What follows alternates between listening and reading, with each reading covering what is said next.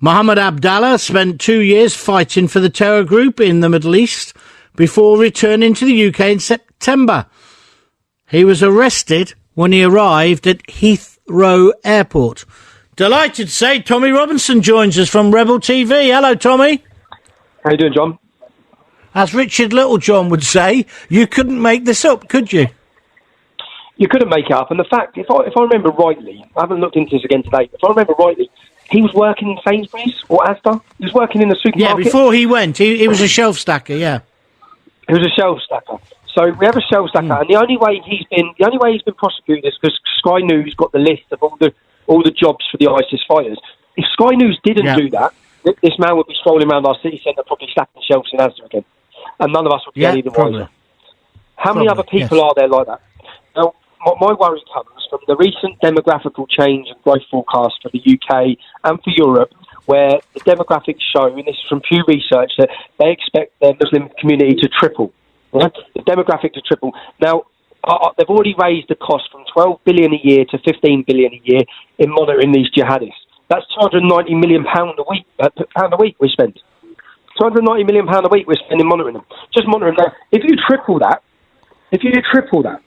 can we really afford that as we go forward in our country? When you see the cutbacks on the rest of society, the NHS cutbacks, the police cutbacks, all of these cutbacks everywhere are coming at the cost of our freedom, our security, our stability at the hands of jihadists who simply should not be here, should be killed in foreign fields, and we are allowing the enemy back. But Tommy, yes. I would agree with a lot of what you're saying. And Gavin Williamson, the new Defence Secretary, this morning said they shouldn't be returning, they should have been slotted or killed on the battlefield. But what if they haven't been? And we know there's 700 coming back, many of which will hold UK passports. What would you do, Tommy Robinson? You would not allow them in, or what? Would you hand them over to Syria, to Assad to deal with, or what? No, what would you physically do? I'll teach a lesson to every single one of them. They'd spend their entire rest of their life on solitary confinement with zero halal meat, no Quran, nothing to do with Islam. They'd be locked in a room, the door would be open once a day, and they get their food to stay alive. And that is it. That is how those barbarians should be treated. That's how we need to treat them. We need to send a strong message to the rest of them. That's what your life will entail if you do this. You will not live your life in a complete halal environment in prison, enjoying your time, recruiting and radicalising, and actually taking a further step towards heaven. Because if they recruit people for Islam, that's their pathway to heaven. We're still allowing them to get their pathway to heaven in their own ideology. We need to use that ideology against them. John, I'm up now. Yeah, I've just been in Batley, an area up in Yorkshire, and I've sat down and I've interviewed the owner of a newspaper for 30 years. Okay. He's wrote stories for 30 years on all of these issues. You'll see this video coming out online, on Rebel, on my Facebook. Yeah. Now, he's just told me that they have Sharia courts that operate in, where they're summoning non-Muslims to Sharia courts for incidences, and when the non-Muslim lad has turned up to this Sharia tribunal, there's 2 police officers sat monitoring it. You know, I think people in the UK have no idea what's going on. I thought I was completely down with what's happening in our country. I've just spent an hour listening to a man who's done 40 years worth of journalism in the Batley area, and I've heard absolute horror stories about how the police, basically, a campaign we run last week called Justice for Nikki, was about a young English girl who received 50 stitches in her face after. Yeah, and there was no police response to it. Well, this journalist has just told me that's nothing. That's not news to us up here. That happens all the time. And the police are hiding it. They don't cover it. They don't monitor it. There's not even a police station now.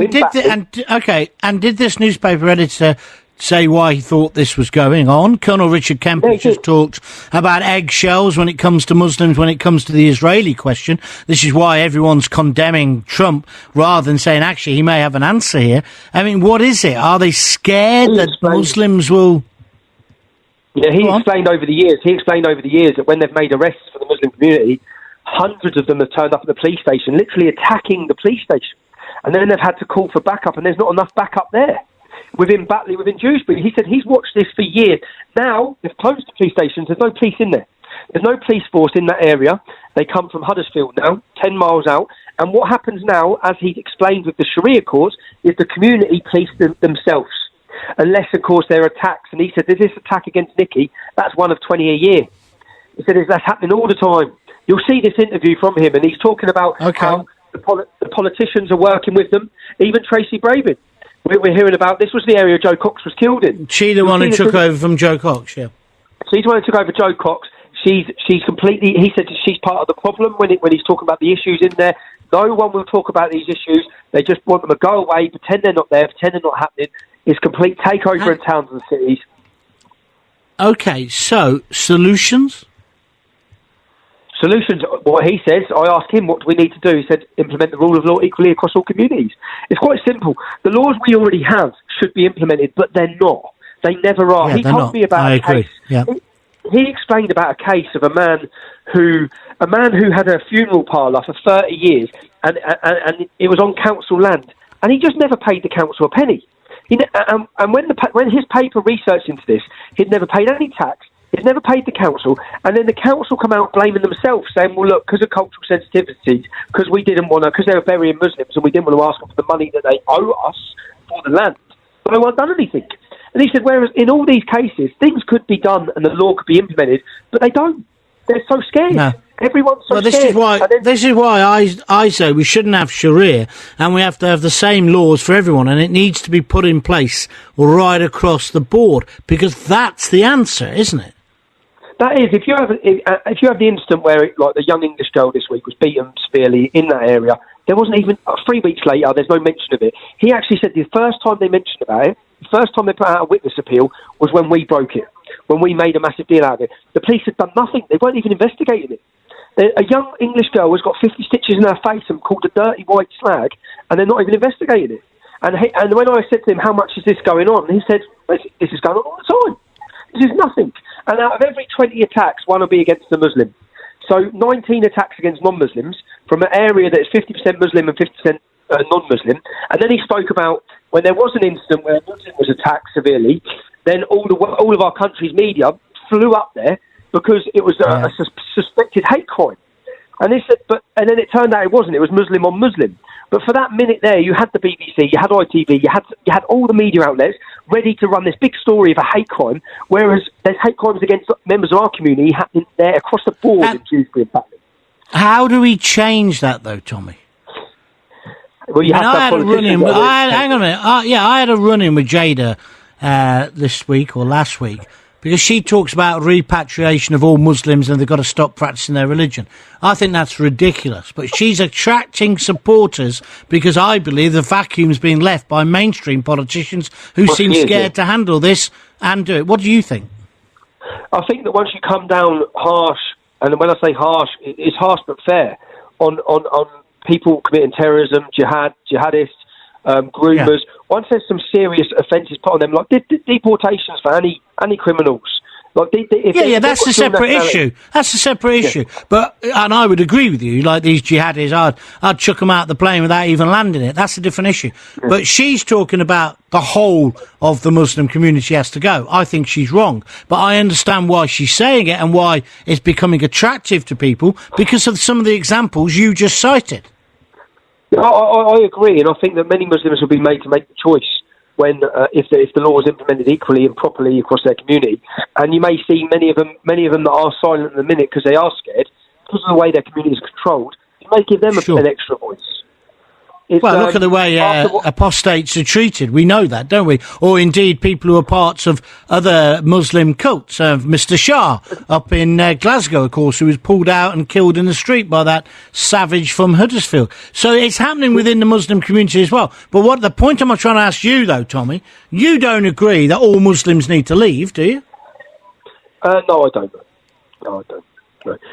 I do agree we need to tackle down on the spread of Islam and the Islamisation of our country. Repatriation of terrorists, that's separate. I think that anyone if we have 23,000 Muslims, my complete fear, which people have to take into a reality, is the demographic's going to triple. The Muslim demographic in this country is going to triple, which means if we have 23,000 Muslims on a terror watch list, that will become 60,000 if the situation doesn't get worse. Now, if you look at the views, I agree. If you look at the views of Muslims aged 18 to 30, that's then they're a lot worse than 30 to 40. So their views on apostasy, their views on punishment, their views on jihad, their views on extremism are getting worse as the generations go down. So as we go down 2-3 more generations where it triples, rather than seeing 22,000 become 66 or 69,000, we may well see over 100,000 jihadists in our country. Then what are we meant to do? We can't afford to monitor them. We simply can't monitor them now. So my thing is, it's a real wake-up call to say we need to really get this, because it's the next generation, which are our children, that we're going to owe a debt to for not dealing with this. So you're laying the blame at the Islamists' door, the terrorists, etc., Sharia, but also at our politicians, our police, our social services, because they're not doing enough to tackle it. And like in Rotherham or Rochdale, turning a blind eye to the rape of white girls or the violence that you're talking about with this young white woman that you've been on about for the last week or two. Yeah, I don't really blame Muslims for wanting Sharia. It's part of their indoctrination and their ideology. I don't blame them for wanting all the things that they're demanding. I blame our weak, pathetic councils and governments that are handing it to them and turning a blind eye. The police forces who are wanting a quiet life to get their pension and allowing all our youth to come under attack. That's what I blame. So how can you see But how can you see change happening, Tommy? You seem to have no confidence in the police or the MPs or councillors, because you're documenting it on Rebel TV. You're showing us the truth, just like Raheem Kassam does in his book No-Go Zones. But how are we going to change it? Because the majority of people believe and agree with you that it has to be tackled, and I would hazard a guess there's an awful lot of Muslims who want it tackled as well. But it ain't happening. So how's it going to happen? The will's not there to tackle it. The will is not there. It's exactly the same as I just finished my interview with this Danny, who's the owner of the newspaper. I said, how do you see it changing? And he said, the will's not there for it to change. There's no will to tackle it. There's no will. And until the situation gets so bad, things are changing slowly. You see more people awake now, more people listening to what the problems we face. But the fight in people is still not there to tackle it. And I think, unfortunately, we're going to have a few more years of complete carnage, terrorism, jihadism, more children killed, probably schools targeted. We see this morning they were going to target Prince George. All of these sort of things are going to come into fruition. Children will be attacked in schools, and then people will be scratching their heads. And for years, until the public will is there, until the people are screaming and demanding that this happens. But unfortunately, after all these terrorist attacks, you hold a march, and only 10,000 people may come out. Until every single person's ready to get out on the streets of this country and demand change, I don't think we'll see change. Because at the minute, as I've just heard from this area of Batley, the people holding the political power, the people swaying the seats in the politics with the vocal forward, according to this journalist, is all the Islamic community. So the Labour Party are completely across our country selling us out to these groups who are maintaining the power. So that was certainly the argument. That was the argument with the abuse, wasn't it, in Rotherham? And it was also the argument when the Labour Party, the Socialist Party, allowed segregated meetings during the last election campaign. I mean, that's just horrendous. I mean, that's only a small issue, but it just epitomises how these radicals are taking over the country. Go on, John. Jeremy Corbyn working with men. Jeremy Corbyn works with men. He shares a platform and stands up on stages with men, as does Andy Burnham, the Mayor of Manchester. Men, the second man in control is Azad Ali. The head of men is Azad Ali. He's on record as saying we will only use democracy to implement Sharia. These are his quotes. He's on record as saying that British soldiers are legitimate targets for terrorism. These are all things he's on record as saying. Yet here's Jeremy Corbyn embracing him. Jeremy Corbyn calls Hamas, with the whole talk of this Israel-Jerusalem situation, Jeremy Corbyn calls Hamas his friends. Article 7 or Article 6 on Hamas's manifesto, their manifesto for their political group, says the final day of judgment will not come until all the Jews are exterminated. They're his friends. He calls them his friends.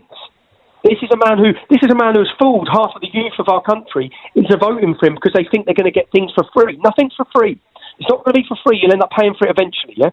And this is a man that has risen now through our politics, has massive support now in the youth movement in the country. We're turning completely socialist as a youth, and they have no idea the dangers and consequences that we're going to face under the leadership of a communist like him. And that's what my biggest fear is. And all of this is happening right under our noses, and everyone's just plodding on, going to work every day like there's no problem. And as I said, our children are going to suffer. They're going to suffer immensely. And I think that this whole era we're going through in history will be viewed back upon as the suicide of Europe. We're committing self-suicide. we're orchestrating and funding with our own money. Many of the instances, our own money is paying for this. We're paying for this ourselves. Our own taxpayers' money is being used to destroy our nations. So, Tom, no, passionate. I like it, Tommy. Thank you very much indeed, Tommy Robinson from Rebel TV. Not holding back there. You may agree, you may disagree. John at talktomeradio.com, or send me a tweet on Jon Gaunt, or feel free to call if you're listening live, 020 38 29 1234. End of podcast 2 in a moment. Then we've got Frank Gaffney on, who's the president of the Centre for Security Policy in Washington, D.C., talking about Trump and Israel, and no doubt he might want to comment on what Tommy Robinson has just said.